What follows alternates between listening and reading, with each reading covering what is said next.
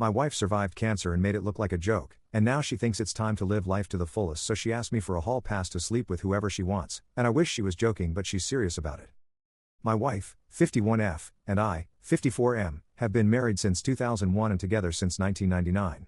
She is the most intelligent, thoughtful, caring, loyal person I know, and I have always thought of myself as fortunate to have met and married her. She is, even today, aesthetically beautiful, and men have told her this throughout our marriage. She has always shot them down.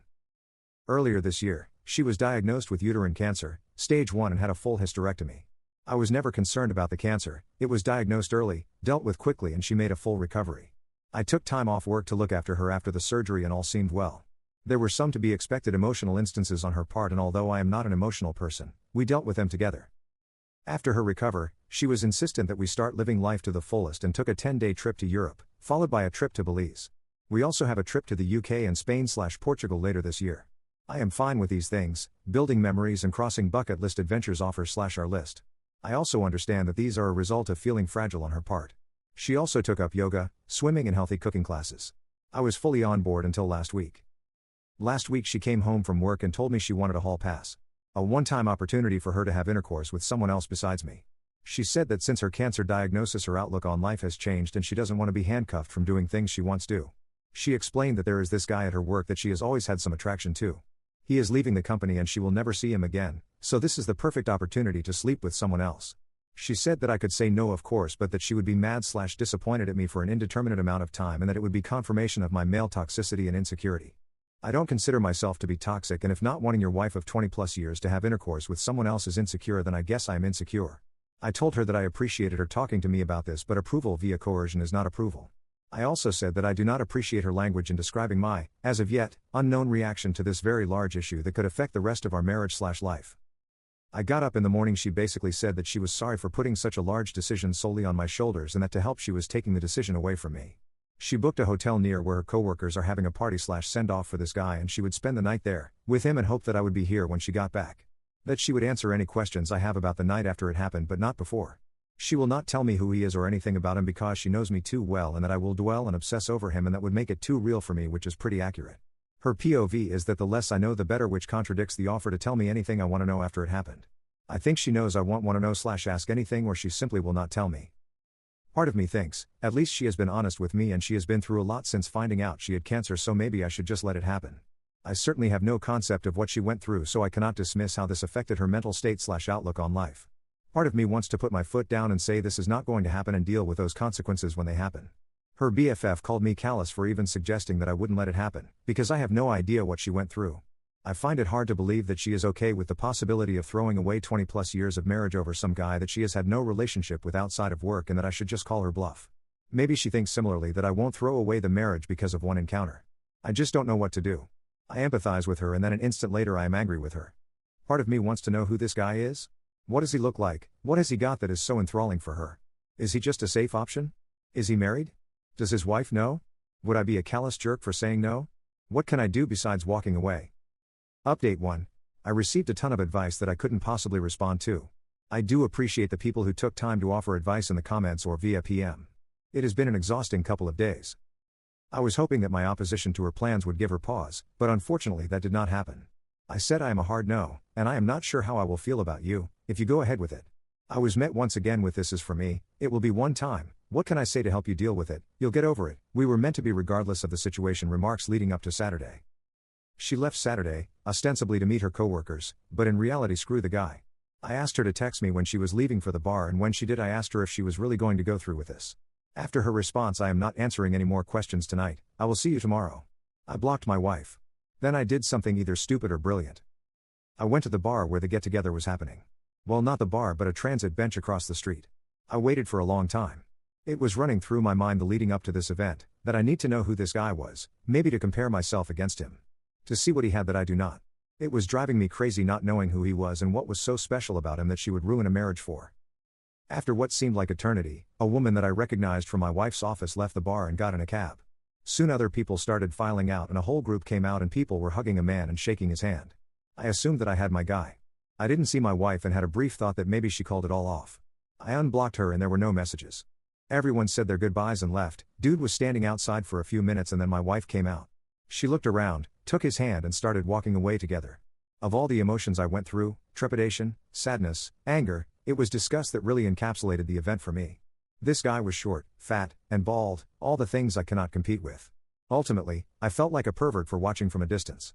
I followed until they got to the hotel, and then turned around and went home. I woke up Sunday morning and put a lock on the master bedroom door. I moved her things to the spare room and left a note asking her to find other accommodations as quickly as possible. I visited another friend who is a lawyer and he gave me some sage advice and a couple of recommendations for divorce attorneys and made the introductions. My wife had been calling me numerous times since around 11 or so. Once blocked, the calls go to voicemail. I listened to the first couple but felt nothing but some satisfaction when she couldn't get through to me and she was obviously becoming concerned. I didn't want to go home but I left in such a hurry that I didn't plan an overnight properly. I got home around 9 and as per my buddy's advice, I recorded the interaction. I was halfway up the stairs when she came up from the family room asking what was going on. Could we talk? I thought we talked about this. I just answered with I am not interested in discussing this tonight and went to bed. After not getting a response from me through the door, she left me alone. I feel kind of like a child for not talking with her and shutting the door on her, but I just couldn't look at her. Monday I got up and ready for work. She was waiting for me and asked if we could discuss getting back to normal. I said, "You have been doing all the talking for the both of us for the last week, why don't you continue?" and left for work. I have an appointment with the attorneys my friend recommended for this week. Update 2. My lawyer wasn't available for a few days, so I was faced with the reality of having to live with my wife in the interim. I really didn't want to go home and have any discussion, let alone a discussion about our relationship. When I did get home, I was basically ambushed by her friends and my mother-in-law. Instead of taking the remorseful approach, they decided that a full court press was what the situation warranted and I was basically berated by them. The BFF was definitely the ringleader, but all of them decided to say such things as, "She's been through a lot, you don't know what she's been through, you have no idea what it is like to face something like this was a one-time thing, at least she told you she could have hidden it from you, she will never see the guy again, and my favorite, you are a jerk for what you have been putting her through these last couple of days." I listened and when there was a lull in their fury, I asked if they were all done now. Then I asked my wife if there was anyone in her circle of friends or anyone else that she forgot to tell about this. I quietly informed all of them that I was going to sit down with their husbands and tell them about how they verbally abusing me, shaming me and trying to coerce me into staying with a cheater. After I told them to leave, I said that I had no say in entire event and so they have no say in whether I stay or not. My STB ex-wife sort of apologized. She said that she regretted the entire thing. I said there is a difference between regret and remorse. You regret what happened because of the cause and effect. You have regret because your life will never be the same, our relationship will never be the same because you were wholly and willfully unconcerned about me and what I wanted. She asked if I had any questions that she would answer them now, no matter how disturbing. I said that the one question I do have is why. Not necessarily why this guy, why this low-end unattractive, unfit guy, but why someone else in the first place. She said that the cancer scared her to her core. She felt like she was rushing toward mortality and stepping out of that tunnel was appealing. She said that after all this time of being a wife, and mother and worrying about family, this was something just for her. An escape. The guy was just someone who was interested in her for a long time, she knew he wouldn't say no and was completely opposite to me. I said if I was going to risk my marriage, the woman would have to be a serious upgrade from you. I told her that I saw you and him coming out of the bar that night. I watched you walk away from the bar hand in hand towards the hotel. I said that you looked too familiar with each other and asked if there was something going on before all this. She said no, but who knows if that is the truth or not. I said that after all our years together, your lack of respect for me was astonishing. I finished by saying that I would never be able to look at myself in the mirror again if I condoned that level of disrespect and stayed with you. I said I hope we can go our separate ways amicably and that I have an appointment with a lawyer later in the week. I again asked her to find some other accommodations and she simply said, "I am not going anywhere. We are not getting a divorce. I will give you all the time you need and do whatever you need to recover from this. We will get past this." She has asked me to go to marriage counseling, which I refused. Why would I go to counseling? I did nothing to warrant needing a therapist's advice. I had her served and gave her a notice to vacate. The house is my premarital asset. She has moved in with her mom, but I find her constantly coming by to see if I need anything or making suggestions like what if we had an open relationship only on your side or threesomes, which seems kind of desperate and pathetic. Rebuffing her constantly and telling her she has to call to ask permission before coming by and finally seems to getting through to her that there will be no us going forward. She has said that she will drag the divorce out for as long as possible, but so far has been compliant. The worst part of all this is telling my daughter that we are getting a divorce and why, followed closely by her begging me to give her mom another chance. I am not sure I would have been afforded the same consideration if I was the one who was cheating. Update 3. There is not much to report.